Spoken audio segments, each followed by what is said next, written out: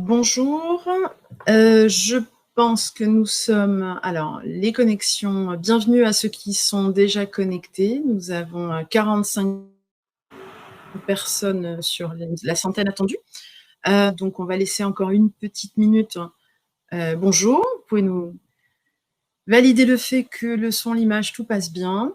On va faire les petits réglages techniques pendant une minute et puis, nous lancerons ce webinaire. Merci de vos retours. Très bien, super. Super. Bon.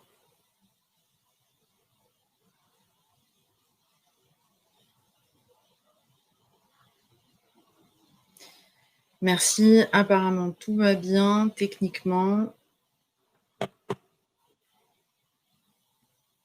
Parfait.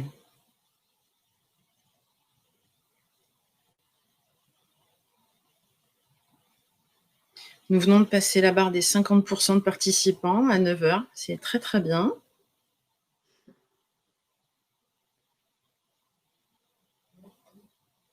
Nous allons donc, je propose que nous commencions par nous présenter. Donc je vous souhaite à tous, bienvenue à ce webinaire et nous vous remercions d'avoir massivement répondu, à notre invitation sur ce thème, d'actualité, on ne peut plus d'actualité, l'activité partielle, comment se préparer à un contrôle. Je suis Christelle Davy et je vous souhaite la bienvenue et je vais co-animer avec Élodie Vallès ce webinaire sur l'activité partielle. Je laisse Élodie se présenter et vous saluer. Donc, bonjour tout le monde, je vous souhaite également une bienvenue pour le webinaire et voilà, donc je co-animerai effectivement ce webinaire avec Christelle. Nous ne sommes pas ensemble, distanciation oblige, puisque nous co-animons respectivement de Bordeaux et de Toulouse ce webinaire. Merci à la technologie. Bien, entrons dans le vif du sujet. Maintenant, nous avons passé la barre des 50 %. Nous pouvons commencer. Donc, pourquoi vous proposez ce webinaire? Tout simplement parce que après cette période extraordinaire que nous venons de vivre sur le plan social notamment, avec un déploiement massif de l'activité partielle, vient le temps des contrôles.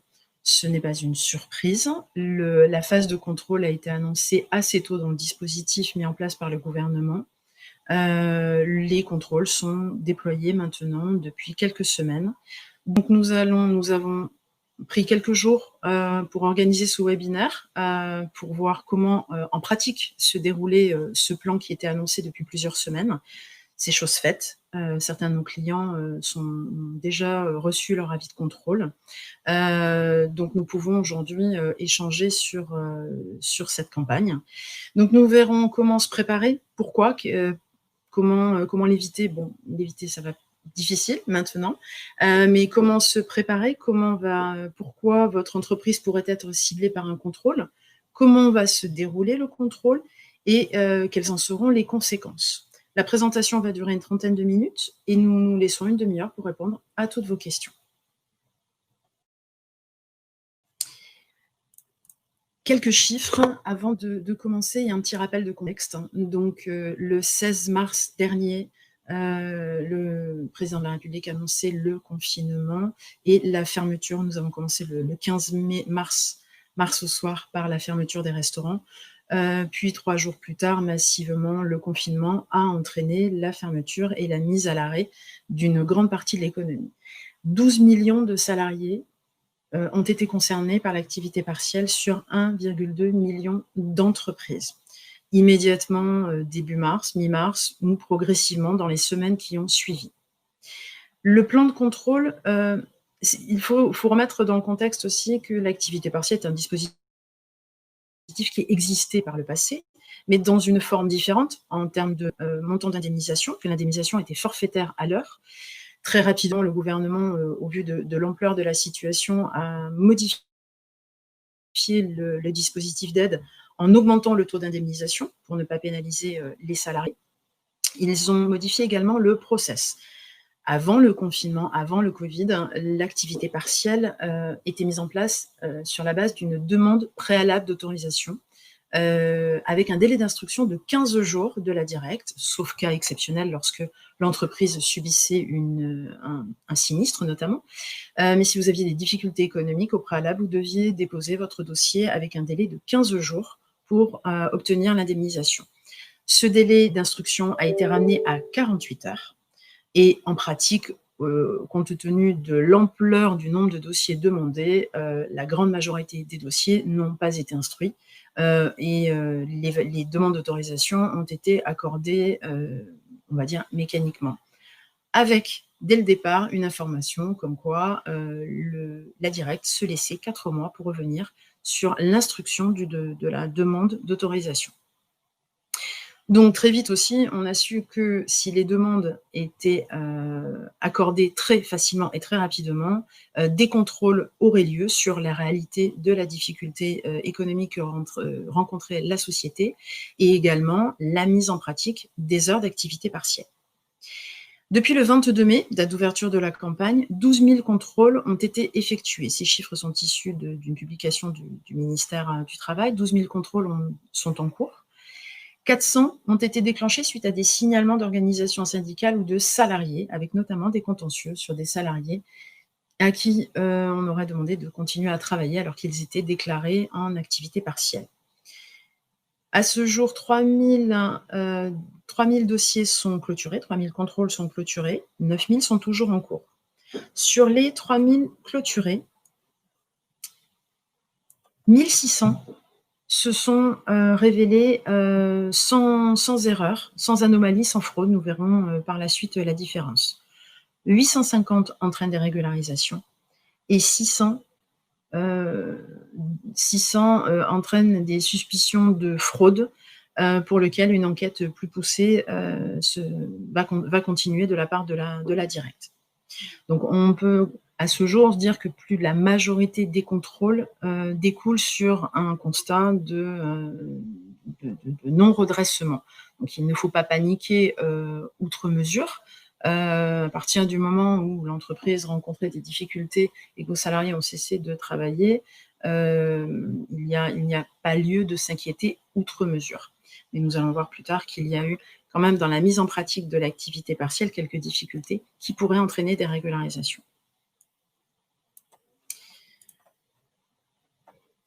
Pardon, excusez-moi. Un petit rappel sur ce qui vient de se passer. Donc, ce qui s'est passé le 15 et le 16. Vous aviez le 15, les restaurants, les boîtes de nuit, un certain nombre d'établissements ont été frappés par un décret de fermeture automatique.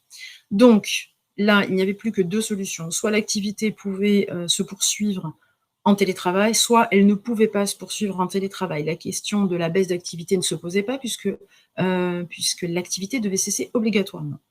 Donc, si le télétravail était possible, le salarié continuait à travailler tout à fait normalement, payé par l'entreprise. S'il ne l'était pas, l'ouverture de l'activité partielle permettait la prise en charge du salaire du salarié. Pour les autres établissements dont la poursuite de l'activité était autorisée, mais rendue très compliquée au regard notamment du confinement, même analyse, est-ce que le télétravail était possible? Si le télétravail était possible à un maintien d'activité normale, un niveau d'activité normal, pas d'indemnisation.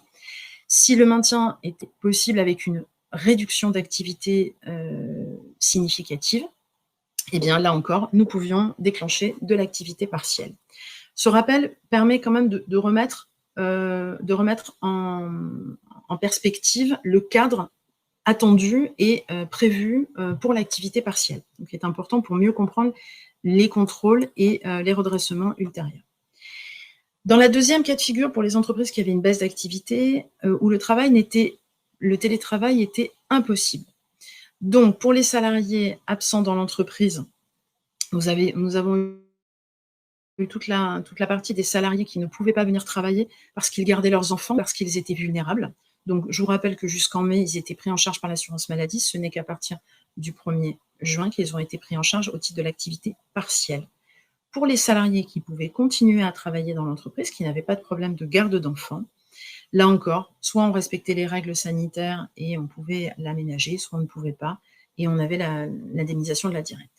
Ce schéma qui a été cette infographie mise en place par le gouvernement montre très bien que l'indemnisation au titre de l'activité partielle n'a pas été prévue comme de manière automatique. Ce n'était pas automatique. Covid n'était pas égal à arrêt d'activité complet et activité partielle dans tous les cas. Il y avait cette solution était un palliatif pour la fermeture, pour la baisse d'activité et l'impossibilité de télétravail.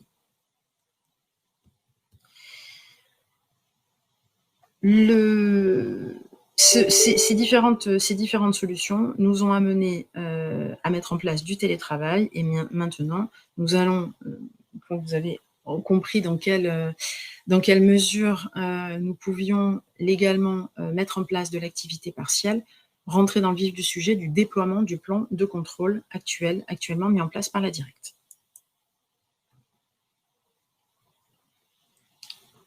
Et je laisse... Donc, comme précédemment évoqué, effectivement, le dispositif d'activité partielle a été massivement sollicité par les entreprises depuis le début de la crise sanitaire. Donc, clairement, par rapport face aux enjeux financiers que cela représente pour l'État et compte tenu, comme Christelle pouvait le souligner précédemment, le process d'automatisation des demandes d'activité partielle qui a été mis en place était un peu automatique sous 48 heures et demande d'accepter sous délai d'acceptation tacite sous 48 heures. Effectivement, la Directe n'a pas malheureusement eu le temps de pouvoir vérifier et valider toutes les demandes et vérifier surtout si les motifs d'activité partielle étaient véritablement finalement justifiés. Donc, le ministère du Travail a finalement du coup décidé de déployer un plan de contrôle lié à l'activité partielle. Voilà, ce qui explique effectivement le nombre de contrôles qui est attendu sur la fin de l'été, qui, pour rappel, est de 50 000 contrôles d'ici la fin de l'été.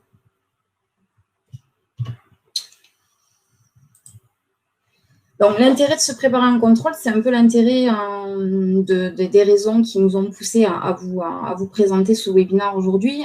C'est effectivement, bon, comme je l'ai exposé précédemment, c'est la probabilité effectivement élevée que vous soyez susceptible d'être concerné par un contrôle.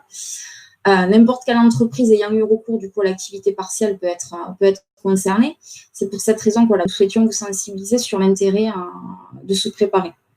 Lorsque nous le disions précédemment, donc plus de 50 contrôles vont être effectués. Lorsque vous êtes informé, vous pouvez être informé et vous le serez certainement si vous venez à être contrôlé. Vous recevrez une notification de la part de la Directe qui vous informera dans un premier temps la probabilité que vous puissiez être contrôlé par le biais d'un contrôle sur pièce, pour lequel on rentrera dans le détail tout à l'heure. Vous serez susceptible de transmettre et de mettre à disposition de la Directe un certain nombre d'éléments qui pourra justifier et qui justifiera les raisons qui vous ont poussé à faire appel à l'activité partielle. Donc, comment se préparer et pourquoi alors, il faut se préparer rapidement, puisqu'en fait, à compter du moment où vous recevez la notification de la part de la Directe, vous avez effectivement un délai de réponse à apporter à la Directe sous 8 jours, à compter du moment où vous êtes informé, donc pour lequel vous devez préparer un certain nombre de pièces et transmettre ces éléments du coup à la Directe. Et vous pouvez effectivement aussi être amené, alors à titre exceptionnel, mais effectivement le contrôle peut être inopiné lorsque effectivement la situation le justifie et lorsque la Directe considère éventuellement un cas de suspicion de fraude, vous pouvez être effectivement amené à être contrôlé sans forcément à ce qu'on vous prévienne, ni par notification, ni malheureusement par appel téléphonique.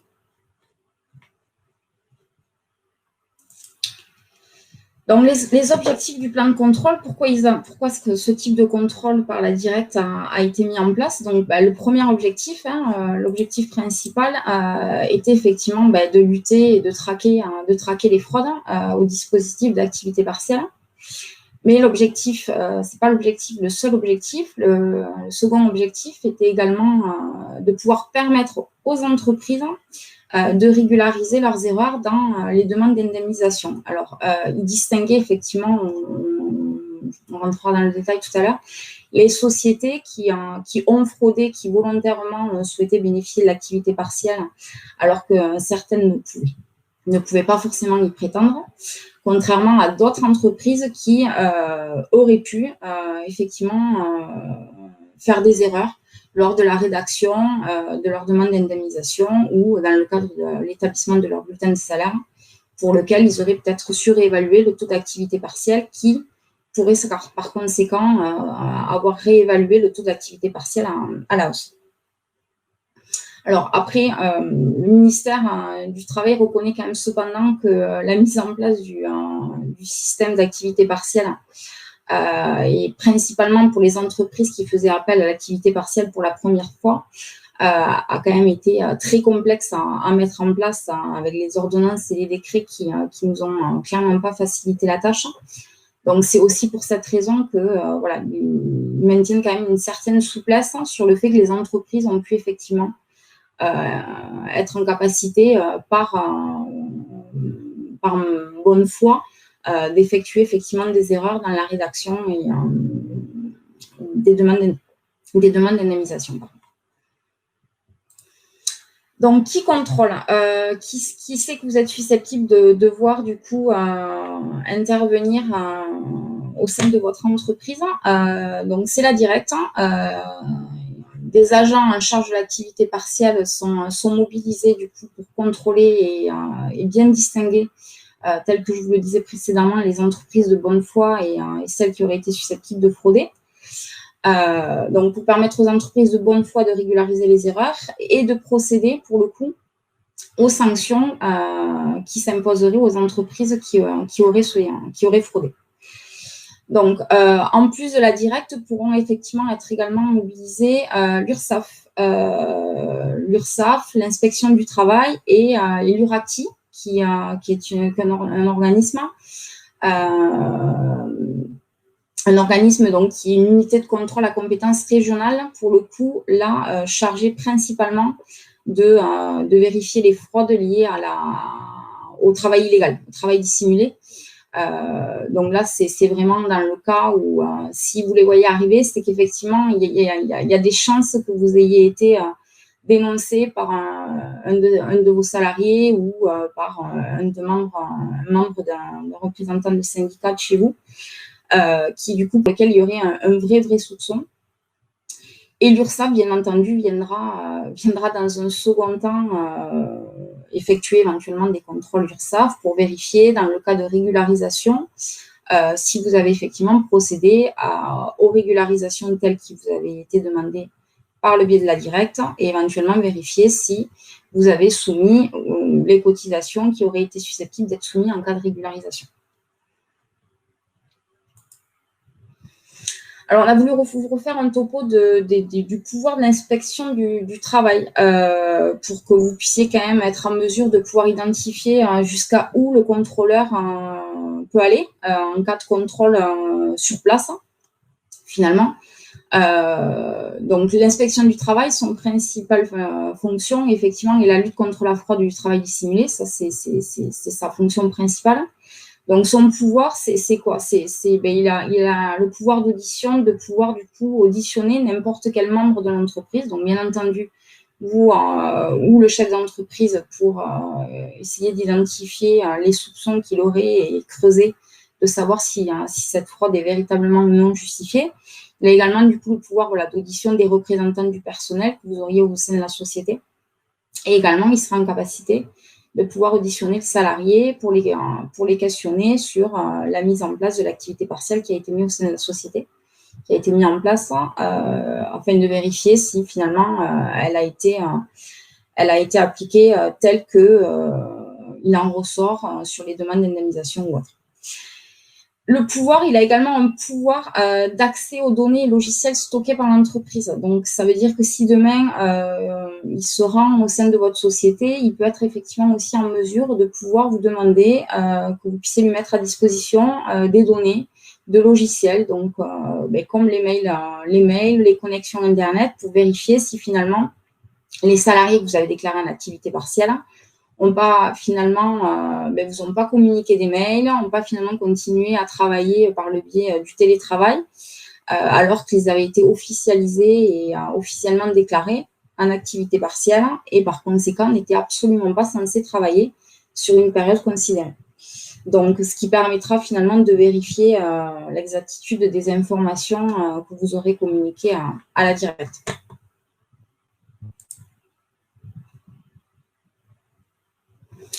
Alors, les méthodes utilisées pour cibler les entreprises. Alors, vous vous posez certainement la question, pourquoi moi et pas une autre, pourquoi vous êtes susceptible d'être plus contrôlé qu'une autre société. Donc, en fait, les informations, ils vont les récupérer par le biais de trois axes. Donc, sur la base d'un échantillonnage, donc là, c'est un peu finalement un peu par hasard. Ils récupèrent, alors comme vous le savez depuis maintenant quelques années, avec la transmission des données par le biais de la DSN, les administrations, la plupart des administrations ont accès aux données, à vos données, avec les éléments reprenant l'entreprise, les salariés et toutes les absences relatives à chacun de vos salariés. Donc, ce qui effectivement aussi permet d'identifier rapidement finalement les sociétés qui ont pu avoir recours à l'activité partielle. Donc, par le biais, effectivement, entre autres, de la DSN, également par le biais d'extraction fournie par l'ASP. Alors, l'ASP, c'est l'organisme qui vous indemnise au titre de l'activité partielle et qui est également en contact avec la directe pour la transmission des données, du nombre d'heures qui auraient été déclarées, pour un nombre de salariés concernés par l'activité partielle sur une période considérée. Donc, ce qui permet finalement de pouvoir rapidement identifier les sociétés qui ont fait appel à beaucoup d'heures d'activité partielle. Et le troisième, c'est également sur des signalements donc déposés auprès de la directe. Donc là, pour lequel, comme je vous le disais précédemment, un salarié ou même par le biais d'autres organismes comme l'URSSAF ou autres, aurait fait un signalement à la directe pour les informer qu'il y aurait éventuellement un soupçon sur la mise en place de l'activité partielle sur cette société.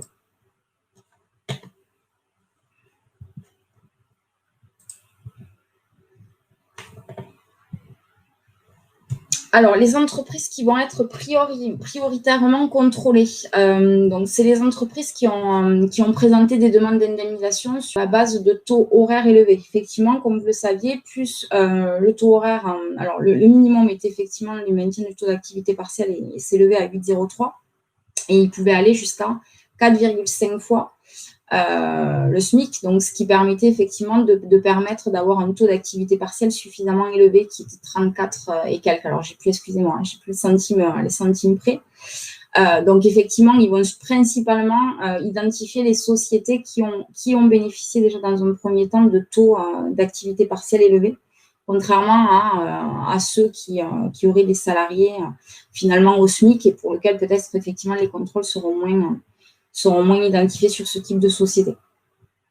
Également, les entreprises appartenant à des secteurs fortement consommateurs d'activité partielle. Donc, comme Christelle le soulevait tout à l'heure, effectivement, pas mal de sociétés ont été concernées par l'arrêté du 14 mars, donc, qui prévoyait effectivement une fermeture administrative, et pour lequel, du coup, ces sociétés n'ont pas eu d'autre choix, si le télétravail effectivement était impossible, de faire appel à l'activité partielle. Donc, certains secteurs, comme effectivement le BTP, les activités de services administratifs, de soutien de conseil aux entreprises, risquent d'être principalement concernés par ce type de contrôle.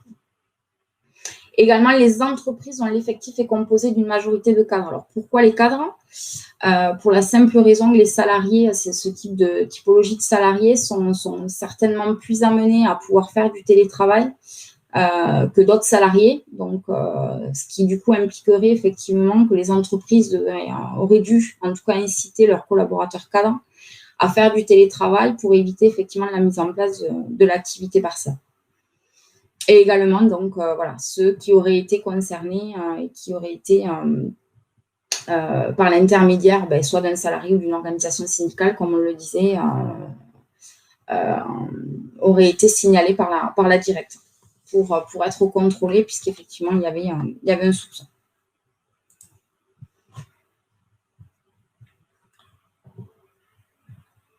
Christelle, je te laisse prendre le relais sur le type de contrôle. Je remets mon micro, sinon je vais avoir du mal. Bien, les types de contrôles qui vont être opérés. Donc les contrôles, 3 formes de contrôle sont prévues.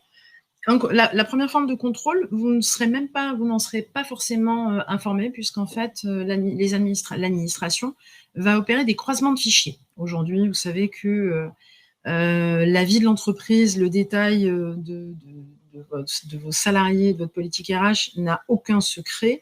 Et en croisant les DSN, les données, les déclarations mensuelles avec les salaires individuels, les statuts de vos salariés, leur temps de travail, leurs arrêts maladie, croisés avec le fichier des déclarations préalables à l'embauche, croisés avec les demandes d'indemnisation d'activité partielle. Vu de l'extérieur, un ordinateur, c'est à peu près ce qui s'est passé dans votre entreprise très, très, très précisément. Et peut vérifier si des salariés sont entrés en cours d'activité, en cours de période et ont été mis en activité partielle. Alors, ce qui était en théorie impossible, puisque la demande d'activité était nominative. La première déclaration d'indemnisation était nominative, de sorte qu'un salarié qui rentrait n'était pas inscrit au départ, et il fallait faire un avenant. Mais donc les DPAE, les DSN, ils vont croiser ces fichiers, et votre entreprise fera l'objet de ce contrôle, on va dire, de masse, de données. Et il n'y aura aucune anomalie qui ressortira de votre contrôle, parce que vous avez 4 salariés, qu'on voit bien que sur les DSN, on a déclaré des heures d'activité partielle qui remontent dans la DSN, qui sont conformes à la demande d'indemnisation qui a été faite sur le portail. Pas d'inquiétude sur ce que je viens de dire.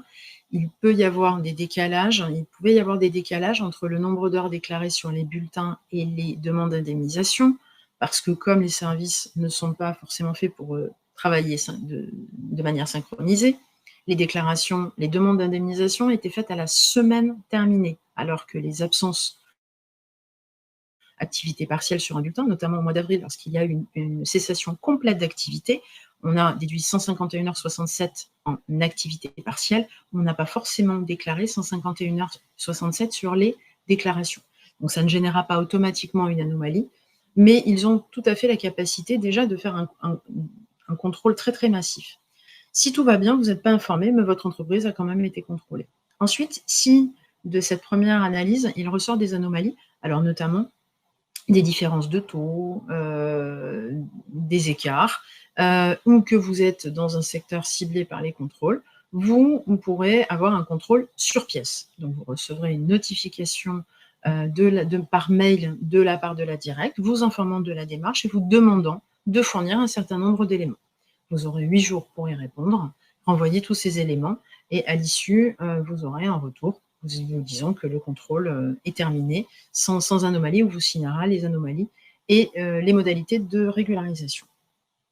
Et puis, lorsque ce contrôle sur pièce ne permet pas de lever les inquiétudes, ne permet pas de résoudre le questionnement, et bien au contraire, amène une suspicion de fraude, des contrôles complémentaires sur place pourront être effectués par les services de la directe. Quels éléments sont susceptibles de vous être demandés? Donc, à la fois, le contrôle portera sur la réalité de la situation ayant entraîné une cessation ou baisse d'activité significative, donc de l'activité partielle. Donc, il faudra justifier les effets de l'épidémie Covid sur votre activité. Ce que je vous ai dit en préambule, le Covid n'était pas une raison automatique. C'est pour ça que les clients que nous avons accompagnés lors de la rédaction, souvenez-vous, des demandes d'activité, nous vous avons questionné sur quel est l'impact du Covid sur votre activité, dès lors que vous n'étiez pas un restaurant fermé ou une salle de sport fermée obligatoirement. Là, il n'y avait pas débat. Pour toutes les autres activités, nous vous avons demandé de nous expliquer en quoi le Covid, vous n'aviez plus de fournisseurs, vous n'aviez plus de clients, parce que vous travaillez chez les particuliers ne vous laissaient plus rentrer chez eux. Vous travaillez avec des particuliers qui ne se déplaçaient plus, qui ne venaient plus chez vous. Donc voilà, avec des indicateurs chiffrés. Donc ça, c'est la justification du recours à l'activité partielle. Et une fois que cette justification est établie, eh bien, il va falloir prouver que l'activité partielle a été réelle dans l'entreprise, donc avec une concordance entre des plannings, les bulletins de salaire, le nombre d'heures d'activité partielle. Certains ont commencé notamment par solder des congés payés. C'est un conseil qu'on a pu donner effectivement. Lorsque l'activité partielle s'est poursuivie, se poser la question de dire mais le salarié devait prendre des congés payés au mois d'avril, au mois de mai. S'il a pris des congés, il devait les prendre.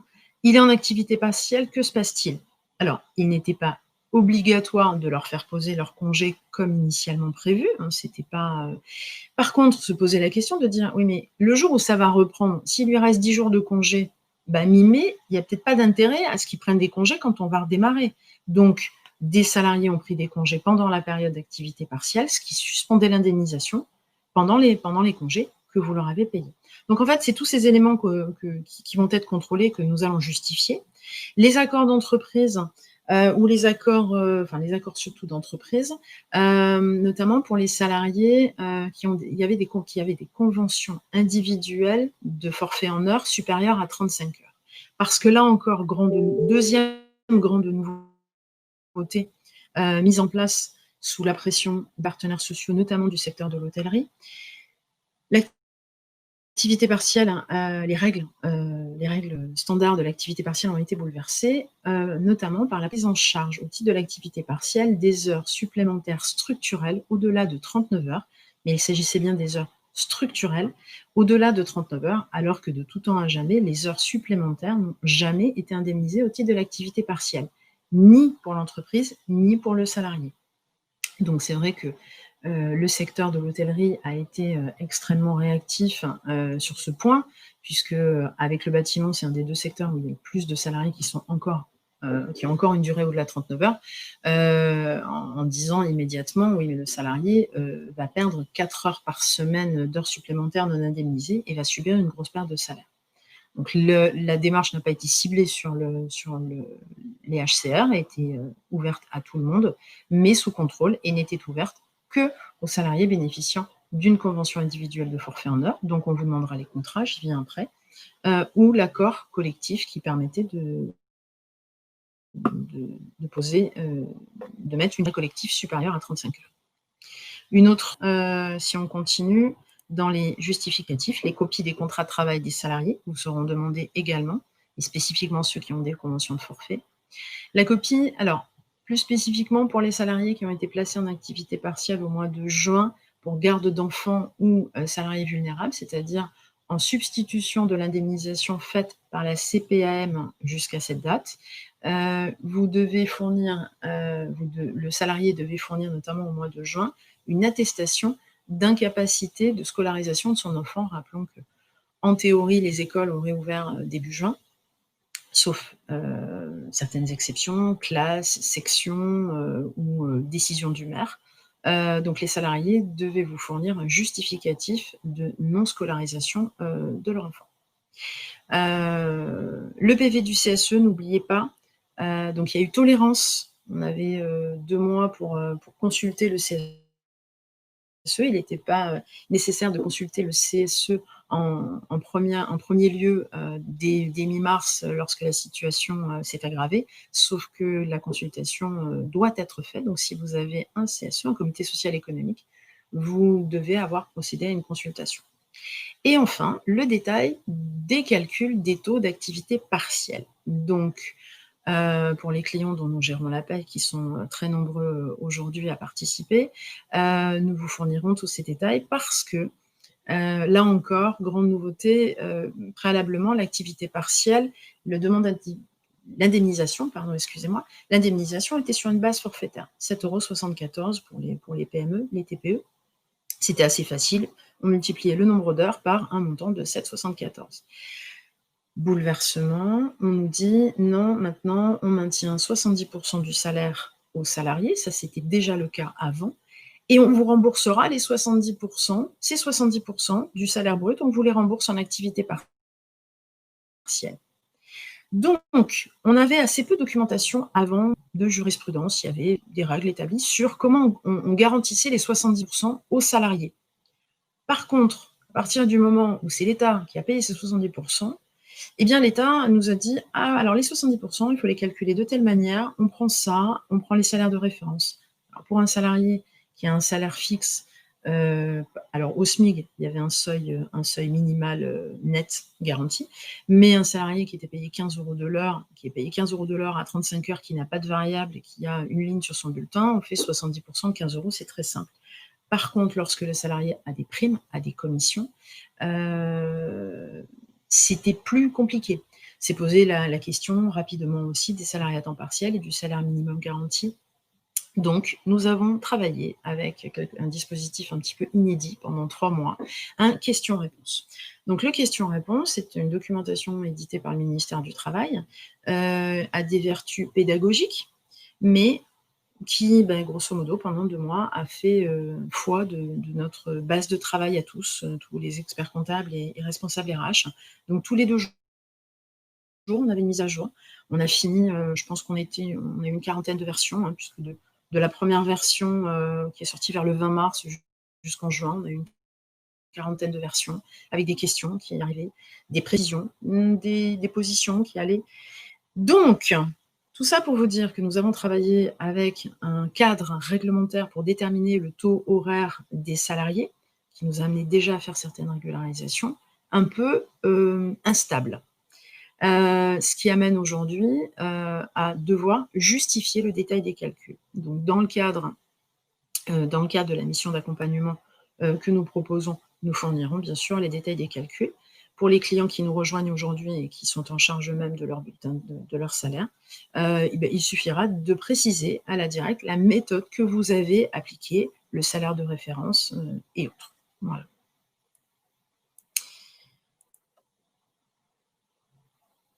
Qu'est-ce qu'il va ressortir une fois que les éléments auront été analysés, que le contrôle se sera déroulé?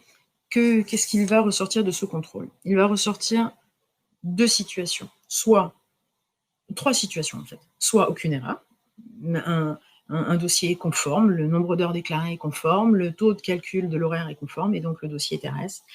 Soit des erreurs. Des erreurs qui peuvent intervenir, eh bien, notamment sur le calcul du taux horaire, avec, je viens de vous en parler longuement sur le problème d'interprétation de la source documentaire, à un moment donné, là, sans surprise, normalement, la directe fera preuve de compréhension. Alors, certains écarts minimes ne seront pas régularisés, d'autres plus importants le seront avec bienveillance, on verra après. La prise en compte des heures supplémentaires, par erreur, des heures supplémentaires qui ne seraient pas structurelles, qui auraient été, prises en compte, indemnisées, qui n'auraient pas dû le faire. Comptabilisation des jours fériés, bah oui, ça aurait pas été drôle, hein, d'avoir ce recours massif à l'activité partielle si en plus on n'avait pas eu 1 ou 2 mois, les 2 mois de l'année où il y a le plus de jours fériés. Ça aurait pas été drôle. Donc ça a été le cas. Donc effectivement, en avril et en mai, il y a pu y avoir, des comptabilisations d'heures, un petit peu erronées, notamment avec des confusions puisque les jours fériés restaient à la charge de l'entreprise. Et enfin, attention, les salariés, qui ont été déclarés, mais qui en fait ne sont pas éligibles à l'activité partielle. Donc dans le on va pas dire, enfin, dans cette période un petit peu, particulière, on a pu, laisser passer un salarié qui est directeur technique, mais qui en fait est reconnu comme mandataire social parce qu'il est un petit peu associé et une enquête Pôle emploi a décidé qu'il n'était pas éligible à l'assurance chômage, donc il n'est pas éligible non plus à l'activité partielle. Donc ce salarié, bien qu'il n'ait pas travaillé, n'était pas éligible à l'activité partielle indemnisée. Autre type, donc là nous sommes vraiment dans les erreurs. Je reviens, hop. Nous étions dans les erreurs mécaniques justifiables de bonne foi.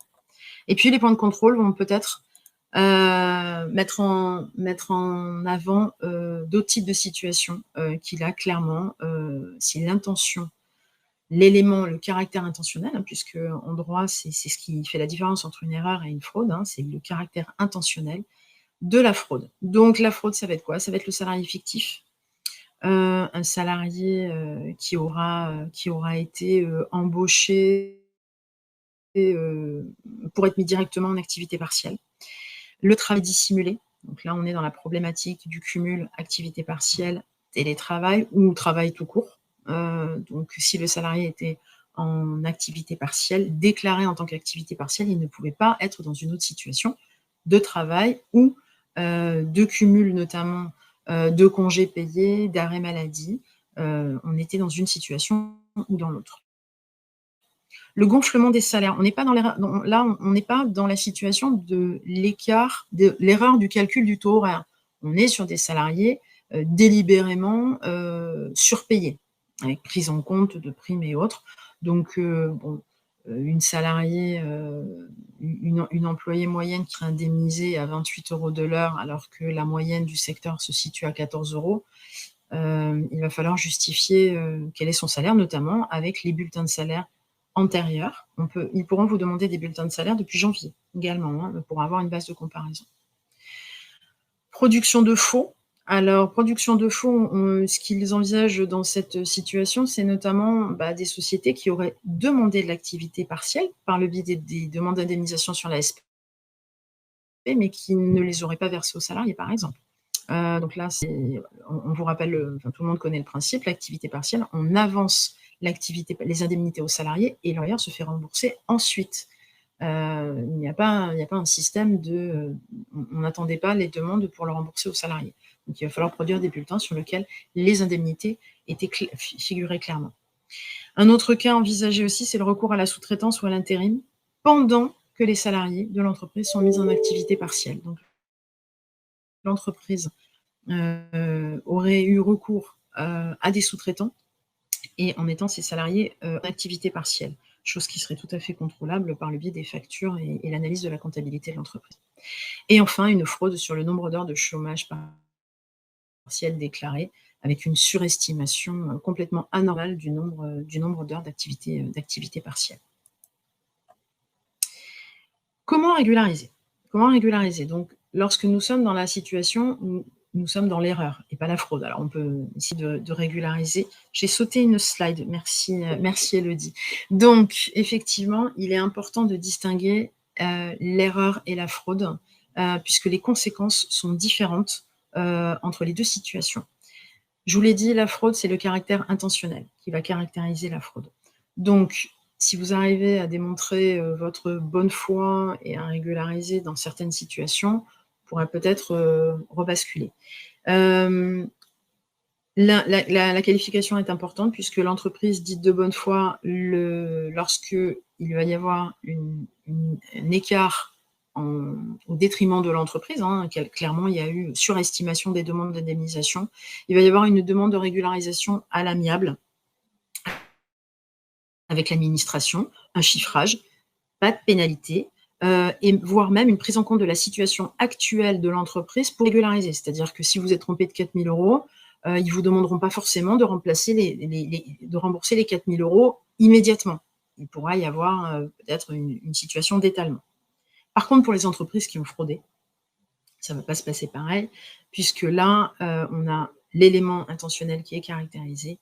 Et là, il y a des sanctions administratives avec non seulement le remboursement, bien sûr, des aides, mais également une exclusion du bénéfice des aides de l'État pendant 5 ans, possiblement, et également des sanctions pénales en cas de travail illégal pouvant aller jusqu'à 2 ans d'emprisonnement et 30 000 € d'amende. Si vous avez des tensions aujourd'hui, des salariés qui vous disent que en fait ils ont peut-être un peu télétravaillé, que c'était pas normal et autres, n'attendez pas d'aller jusqu'au signalement, traitez les choses en amont et essayez de voir dans quelle mesure vous pouvez encore régulariser. Donc justement, comment régulariser? Donc pour les entreprises qui ont commis de bonne foi, alors tout ne sera pas régularisable, faut pas. Pour les entreprises de bonne foi, vous pouvez régulariser sur les demandes d'indemnisation erronées. Donc si vous êtes encore en activité partielle, pour quelques heures, il peut y avoir des régularisations sur le site avec une compensation des sommes restant à devoir, notamment sur le mois de juin. Et si votre période d'activité partielle est complètement terminée, que vos salariés ont tous repris leur activité, on peut faire des rectificatives et à ce compte-là, les sommes trop perçues seront constatées par l'ASP. C'est l'ASP qui vous reviendra vers l'entreprise pour vous proposer un plan de remboursement. Surtout, on n'envoie pas de virement, vous refaites des calculs, vous régularisez, vous vous rendez compte qu'il y a 500 € de trop versés, vous ne faites pas un virement à l'ASP, parce que le virement va partir dans la nature et ça va être très compliqué à le rattacher à votre dossier. Donc on régularise et pour le paiement, on attend les instructions de l'ASP.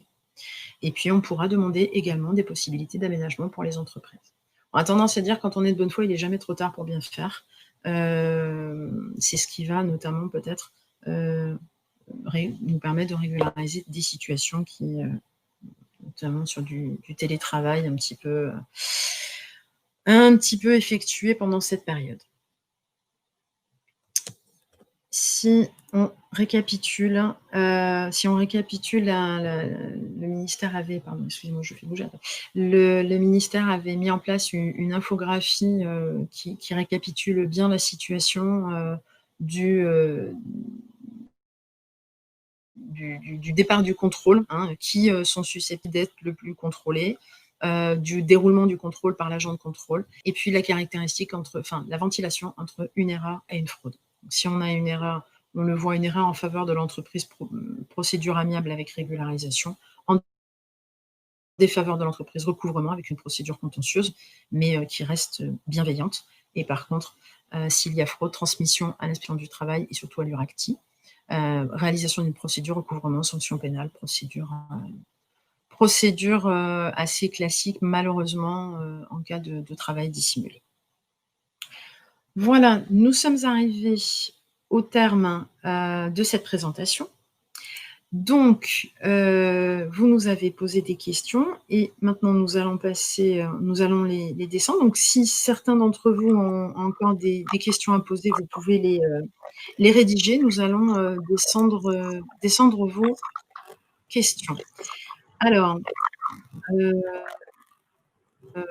la première question, si une notification arrive pendant la fermeture de l'entreprise, que se passe-t-il ?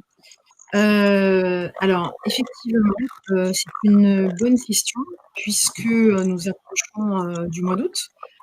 Le plan de contrôle, on espère, sera supprimé, sera suspendu ou ralenti au moins pendant le mois d'août. On n'a pas de réponse, là encore, bonne foi. Et alors, il y a un rappel qui est effectué au bout des 8 jours. Lorsque la notification n'a pas été traitée. L'idée, ce qui serait bien, c'est d'avoir au moins un message sur votre boîte mail permettant de justifier que l'entreprise est fermée. Alors, est-ce que ce message arrivera jusqu'à l'inspection, puisque je ne sais pas, avec leur système de pare-feu, je ne suis pas sûre que votre message d'absence arrive jusque-là, mais au moins, mettez bien un message. Alors, pour information, la notification est envoyée sur l'adresse mail. Oui, ton micro qui fait doublon, Élodie. La notification de contrôle est envoyée sur l'adresse mail qui a été complétée dans le dossier, la demande d'activité partielle. Donc, c'est sur cette adresse mail que vous pourrez le recevoir. Donc, je pense qu'au mois d'août, ça va se réduire. Si vous avez la possibilité de consulter vos mails, essayez de le faire. Sinon, mettez surtout un message de réponse et puis traitez dès que vous l'aurez. Élodie ? Alors, deuxième question. Ouais. Dans le cas où les demandes d'indemnisation sont acceptées et sûres et par le site de l'ASP, ne peut-on pas considérer qu'elles soient correctes? Alors, non, pour la simple raison, telle qu'on l'évoquait tout à l'heure. Élodie, on a un problème avec ton micro. Est-ce que moi, tu m'entends bien? Oui. Bon, alors toi, pas du tout. Je pense que j'ai coupé mon micro. J'ai rien bougé depuis tout à l'heure. Il faut que tu coupes le micro, par contre, peut-être. Enfin, je parle. Oui. Ça change quelque chose ou pas? Est-ce que vous m'entendez?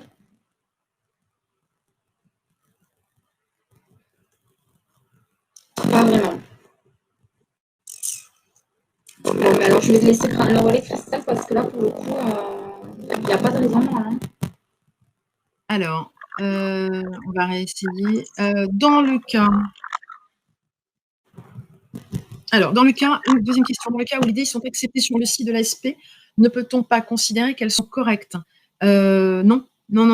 Alors, effectivement, il y avait un système de blocage sur certaines anomalies, mais qui ne nous permettait pas de valider, de valider l'anomalie. Mais là encore, la déclaration est très statistique. Si vous avez déclaré 70 heures d'activité partielle, mais qu'en fait, il y avait un jour férié, que le salarié avait, mettons que 68 heures, 61 heures d'activité partielle, 62 heures d'activité partielle, elle passera votre demande, mais vous aurez surestimé la demande.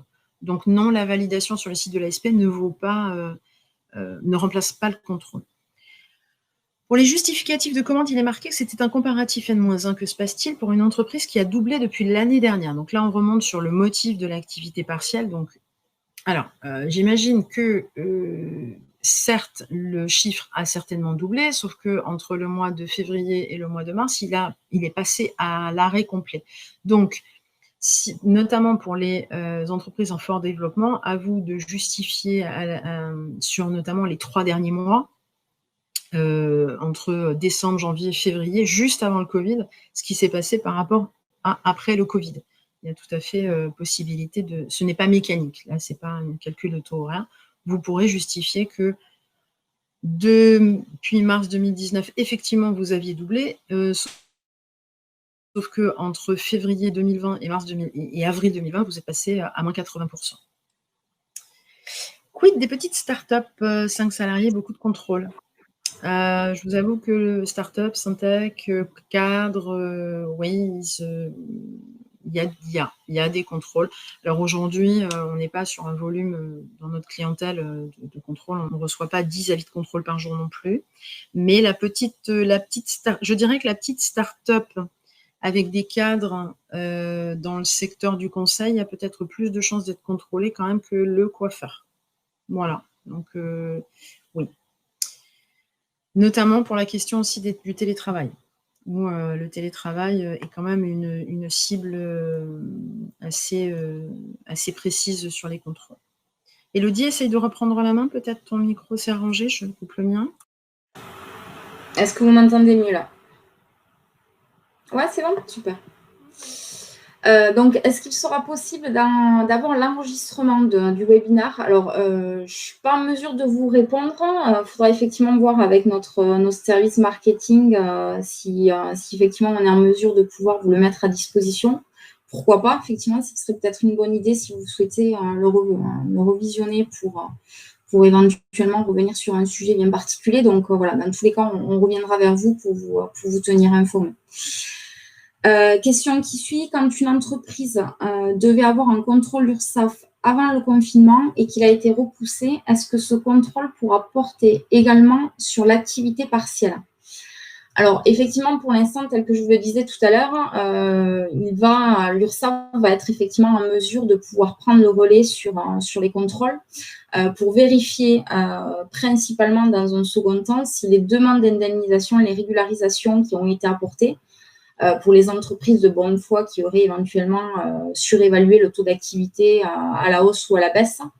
L'URSSAF va principalement vérifier, puisque son rôle il est principalement relatif à la vérification des cotisations, si les régularisations que vous aurez apportées au titre des demandes d'indemnisation a bien été effectivement réévaluées en termes de cotisation.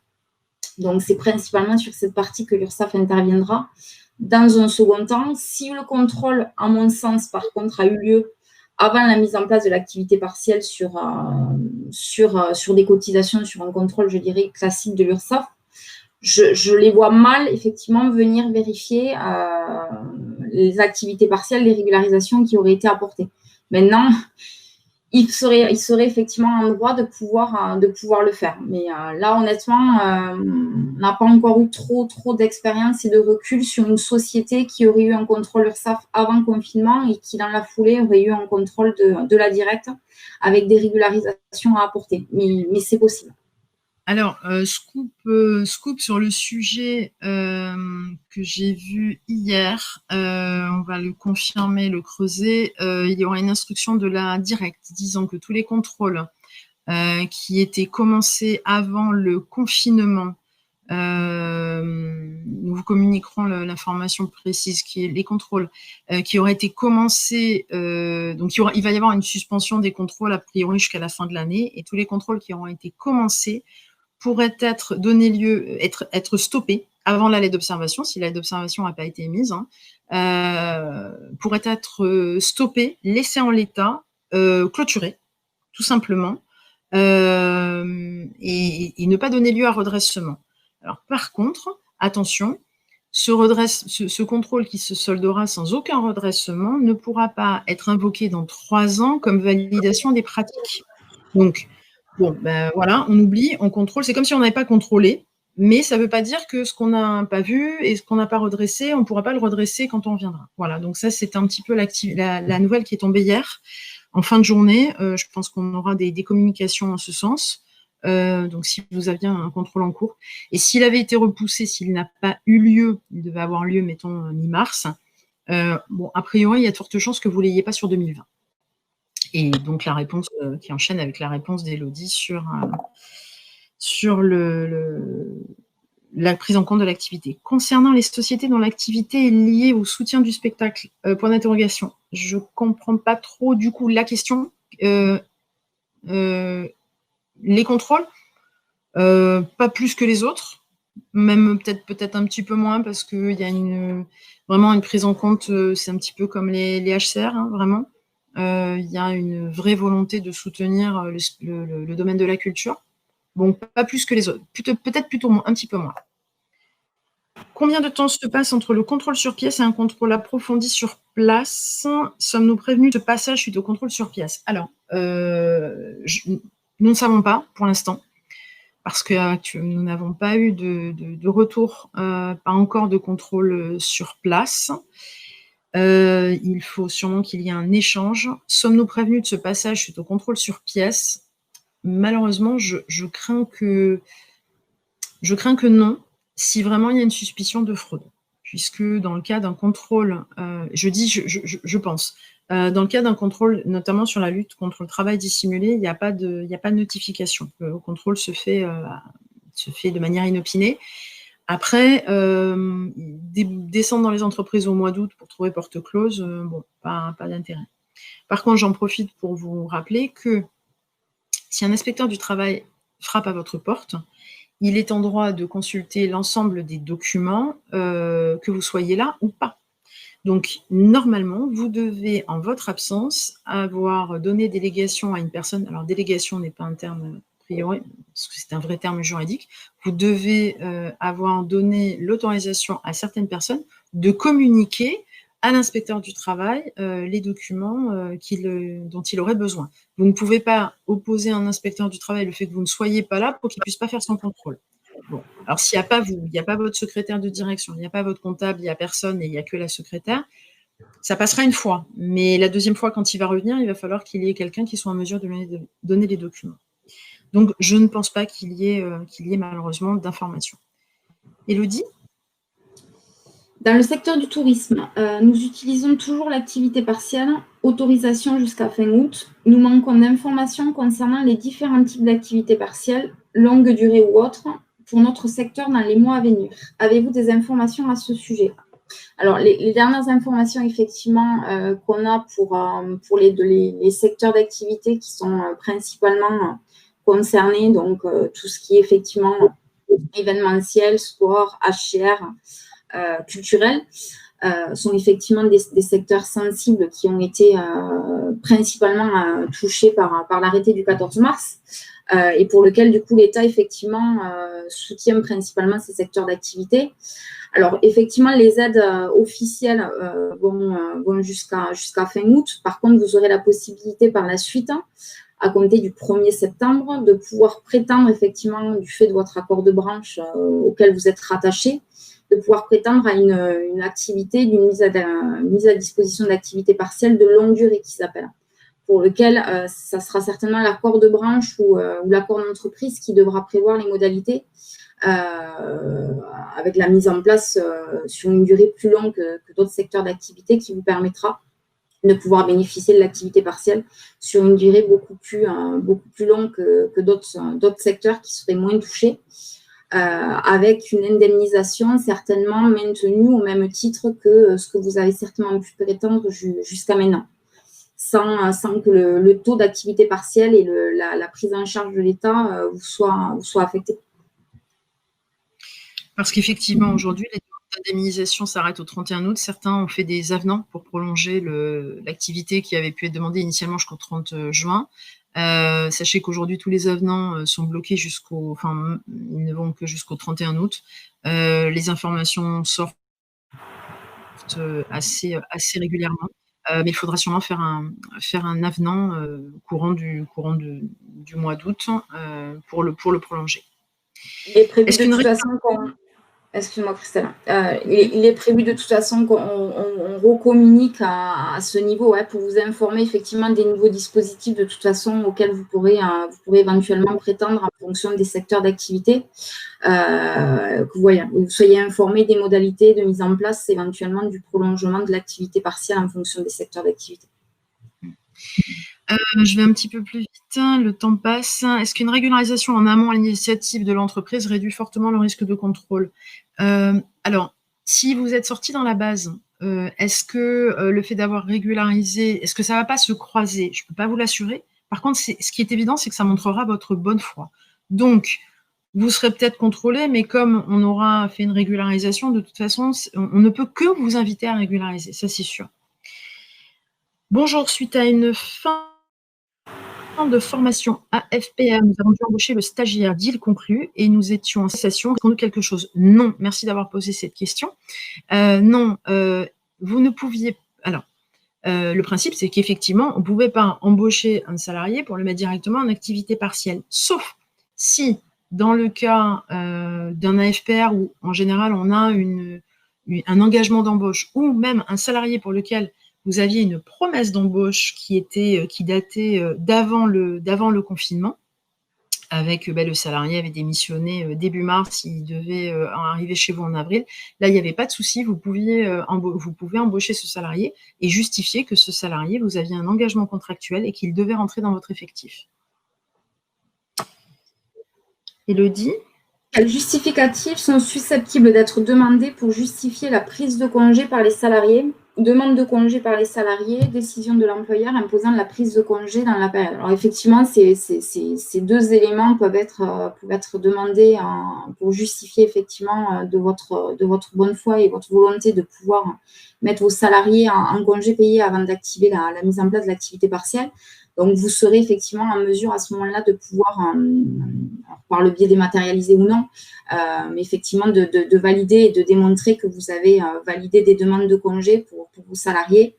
Et également, effectivement, la décision, donc par le biais de la convention collective ou de votre accord d'entreprise qui, effectivement, vous autorisez de pouvoir imposer certains congés, comme le décret, l'ordonnance le prévoyait, de pouvoir imposer un certain nombre de jours de congé à vos salariés du fait de la mise en place de l'activité partielle. Donc, tout document est bon, effectivement, de toute façon, à montrer et à justifier auprès de l'inspection du travail.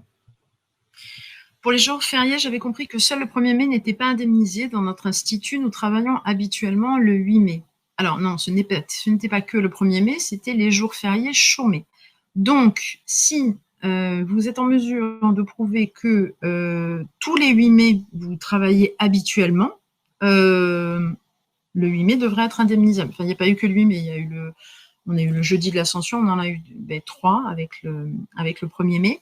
Par contre, donc, il faudra montrer qu'au moins sur 2 ans, habituellement, c'était un jour qui était travaillé.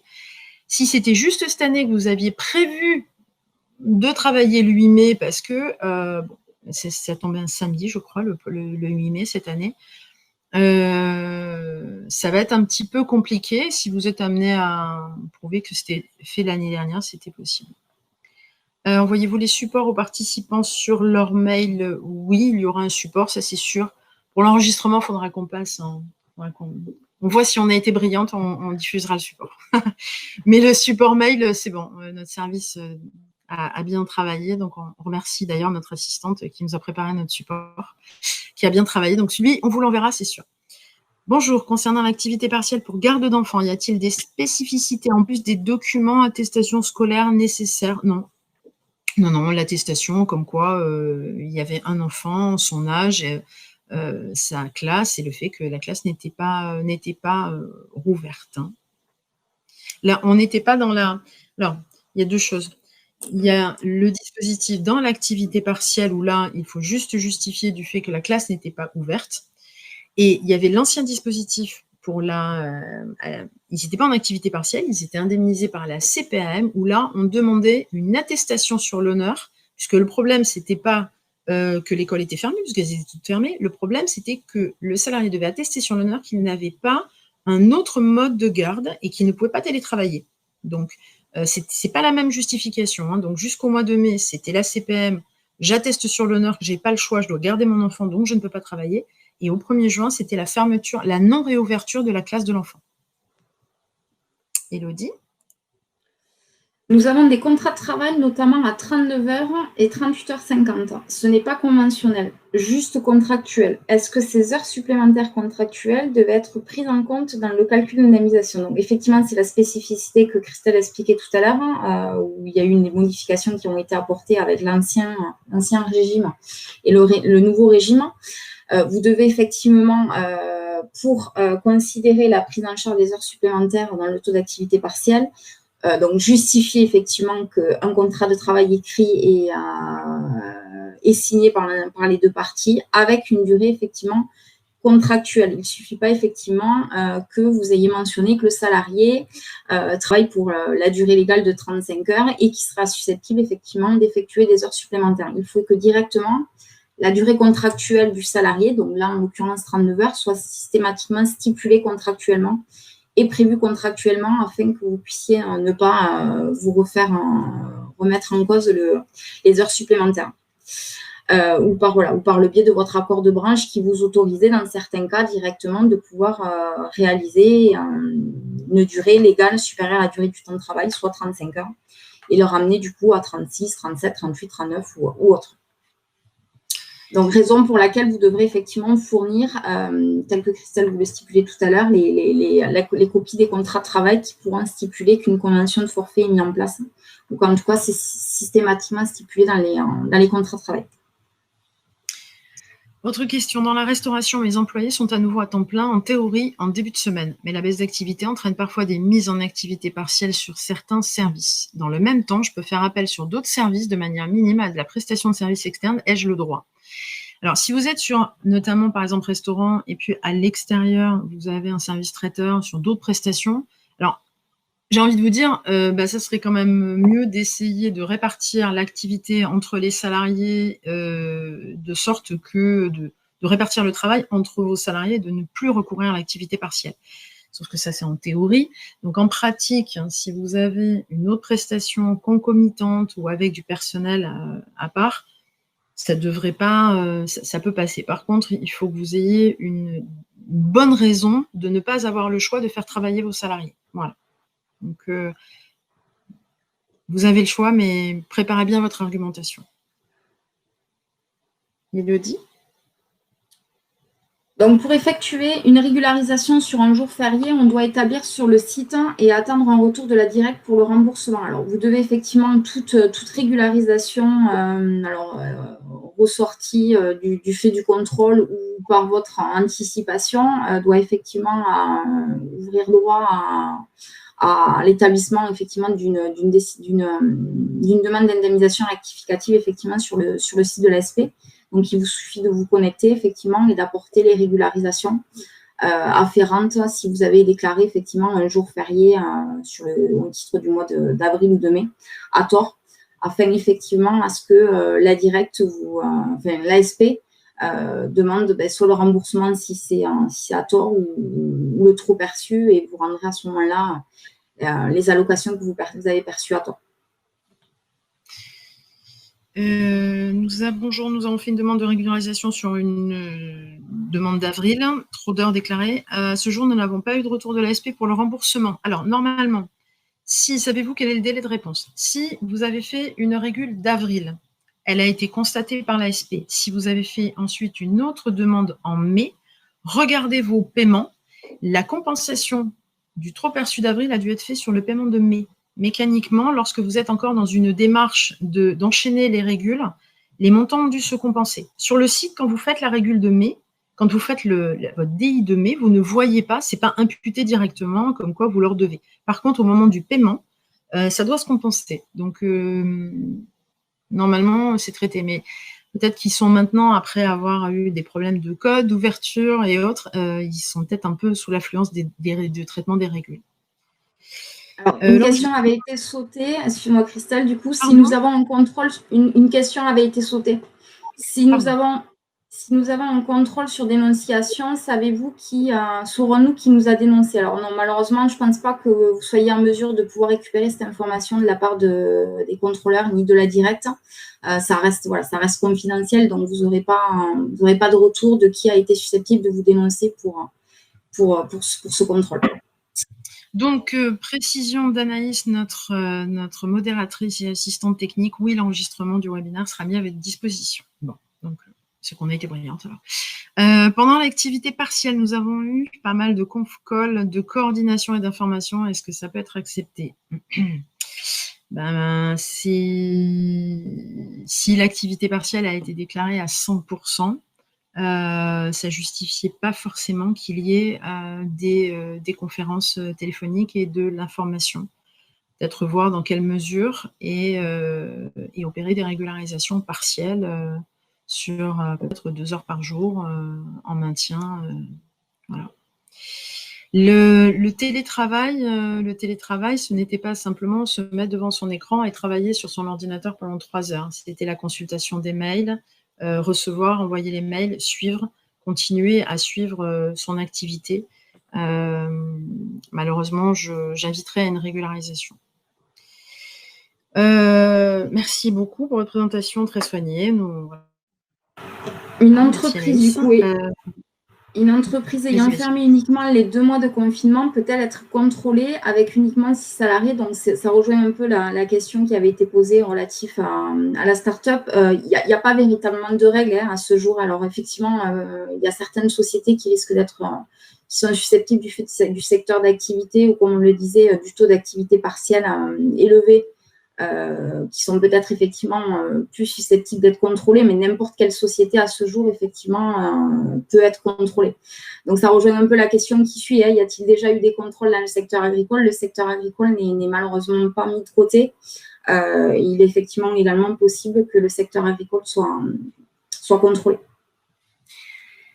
Le PV du CSE qui évoque la mise en chômage partiel est-il obligatoire? Et même dans les entreprises de moins de 50, c'est là que je sors mon joker. Il me semble que je dirais non, pas pour les... je dirais qu'en dessous de 50, j'avoue qu'on s'est posé la question au tout début.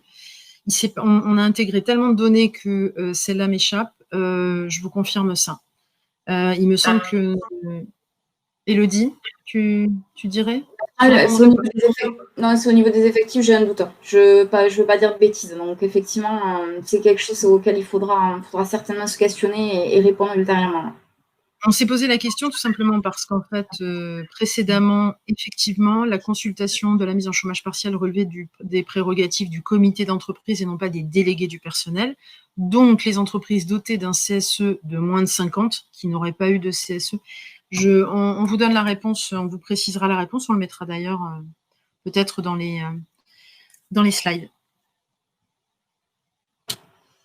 Pour l'information, des avenants ont déjà été acceptés tacitement jusqu'au 28 février 2021. Alors, par expérience, pour le fait qu'on ait effectivement plusieurs clients qui sont un peu situés dans n'importe quelle région en France, c'est véritablement les avenants en fait ont été validés avec des dates de fin un peu différentes en fonction des régions et des directs. Donc, effectivement, certains ont eu des autorisations qui étaient relativement courtes, du 30 juin, voire jusqu'au 30 septembre.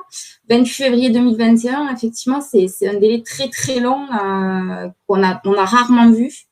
Mais effectivement, c'est possible que vous ayez eu une acceptation faite jusqu'au 28 février. Après, effectivement, vous savez de l'activité partielle, tant mieux, mais effectivement, ça ne vous empêche pas d'arrêter l'activité partielle avant cette date. Mais effectivement, oui. C'est vrai que on a vécu une période où, comme on intervient sur quasiment le tiers, 2 tiers de la France, on avait des réponses tous les jours complètement différentes des directs, voire même dans une même région. Donc c'était un petit peu compliqué. Par contre, je suis quand même étonnée effectivement au 28 février 2021 parce que clairement, on est sur le nouveau dispositif d'activité partielle. Avec des engagements supplémentaires et autres. Je dirais presque tant mieux, mais bon, à surveiller, puisque les engagements ne seront pas les mêmes, puisqu'il y aura des engagements de maintien dans l'emploi ultérieurement. Si nous n'avons pas pris en compte les heures supplémentaires précisées dans certains contrats, pouvons-nous demander une régularisation? Alors, ça veut dire que vous ne les avez pas indemnisés. Alors, soit vous les avez payés aux salariés et vous ne les avez pas demandés dans la demande d'indemnisation. Alors, heures supplémentaires structurelles, on est bien d'accord, précisées dans certains contrats. Donc, des heures, un salarié qui est à 38 heures ou 39 heures. Donc, si vous l'avez payé aux salariés, mais que vous ne saviez pas que vous pouviez vous faire rembourser, moi, je dirais oui. Par contre, si vous ne les avez pas payés, non. Si vous ne les avez pas payés aux salariés, vous ne pouvez pas demander l'indemnisation. Donc ça, je vous invite à vous rapprocher de votre gestionnaire de paye si nous vous accompagnons sur la gestion de paye. Si ce n'est pas le cas, rapprochez-nous, vous pouvez nous poser une question à voir, mais ça mérite d'être proposé. Par contre, régularisation, si ça a été payé aux salariés, oui.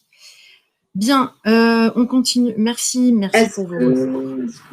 Est-ce que des heures supplémentaires structurelles mensualisées sur le bulletin de salaire depuis plusieurs années permettent de déclarer 39 heures au lieu de 35? Alors, effectivement, c'est une question sur laquelle on s'est interrogé, de savoir si la directe allait être souple pour les salariés qui avaient soit pas de contrat de travail ou qui avaient des contrats de 35 heures, mais pour lesquels l'employeur payait les heures structurelles depuis des années entre 35 et 39.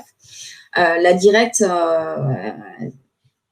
reste quand même sur ses positions en expliquant qu'effectivement, les heures structurelles doivent être normalement stipulées précisément et dans le contrat de travail afin qu'elles rentrent dans l'activité partielle. Donc, ce qui signifie qu'effectivement, si elles ne sont pas stipulées dans le contrat de travail, vous pourrez certainement être remis en cause sur les heures entre 35 et 39. Donc, en fait, on a typiquement un problème de forme, puisque si vous allez devant... Le salarié, incontestablement, si depuis des années il fait 39 heures, le forfait, il est de fait. Donc, le chômage partiel ayant été étendu aux conventions de forfait individuel, il est quasiment... Enfin, on n'a pas les contentieux, mais en cas de contentieux avec le salarié, vous ne pourrez pas dire au salarié « je ne vous indemnise pas parce qu'on n'a pas un contrat écrit. Monsieur, ça fait 15 ans que je travaille à 39 heures. » C'est structurel. Donc, il y a fort à penser qu'un conseil de prud'homme, si vous ne payez pas les 39 heures, va vous demander de les payer. Et donc, à côté de ça, la directe va vous dire « ah oui, ce n'est pas écrit ». Est-ce que de régulariser un avenant ne permettrait pas de juste régulariser la forme? On n'est vraiment que sur un problème de forme et non pas un problème de fond, puisque si les heures supplémentaires sont faites de manière régulière depuis des années, on est sur une convention de forfait. Ce salarié, demain, vous ne pourrez pas lui dire « ah bah tiens, ça fait 15 ans que tu travailles à 39, tiens, demain, à partir du 1er septembre, c'est 35 ». Parce que là, effectivement, vous changez la relation. Donc, je pourrais vous inviter peut-être éventuellement, le cas échéant, à faire un avenant pour matérialiser cette situation qui vous protégerait d'un contrôle antérieur au 22 avril. Voilà. Merci de vos retours. Alors, il va falloir qu'on arrête les questions à un moment parce que sinon, on va continuer les questions jusqu'à 12h30. Donc, on descend les questions, mais alors, la CPM va-t-elle faire des contrôles pour les indemnités garde d'enfants? ça avait été... alors, on n'a pas de plan de contrôle, comme pour la directe, mais par contre, sur les sites d'Amélie, où ils insistaient sur l'attestation sur l'honneur, oui. Alors, notamment, il y avait des échanges sur le fait qu'un salarié gardait ses enfants alors que son conjoint était au chômage. Donc là, on peut se demander dans quelle mesure c'était justifié. Mais par contre, pour les enfants, c'est le problème de votre salarié, c'est pas le vôtre, hein, puisqu'il n'y a pas eu d'indemnisation. Si j'ai bien compris, on peut être contrôlé via les données de la déclaration sans le savoir. On le sait uniquement s'il découvre des irrégularités et des demandes d'informations complémentaires. Oui, c'est ça, tout à fait. Les croisements il va y avoir un premier filtre sur les croisements de données. Et donc oui, vous ne saurez pas que vous avez été contrôlé, mais votre entreprise sera conforme. Je pense que nous sommes arrivés au terme des questions. Merci pour vos retours. N'hésitez pas si vous avez des questions supplémentaires. Donc, notre service communication se chargera de vous envoyer à tous ce support. Vous mettra sûrement un lien pour revoir cette animation. Nous restons avec nos équipes de paye et vos collaborateurs paye à vos côtés pour répondre à vos questions. Je vous avoue que, comme pour le déploiement de l'activité partielle, on va vivre ces contrôles au jour le jour et que on sera aussi face à des directs avec des consignes un petit peu différentes et des approches différentes. Mais nous avons confiance à la fois dans le travail et l'accompagnement qui s'est produit pendant ces mois et sur la conduite à tenir. Je le dis vraiment, n'hésitez pas à revenir individuellement vers vos collaborateurs paye si vous avez pensé qu'il y a peut-être quelques zones de risque dans votre entreprise. Il vaut mieux en parler et essayer de trouver la meilleure solution pour que ça se passe bien. Je vous souhaite une très bonne journée à tous et je vous dis à bientôt à l'occasion d'un autre webinaire. Pourquoi pas sur le nouveau dispositif d'activité partielle à la rentrée. Merci et au revoir à tous.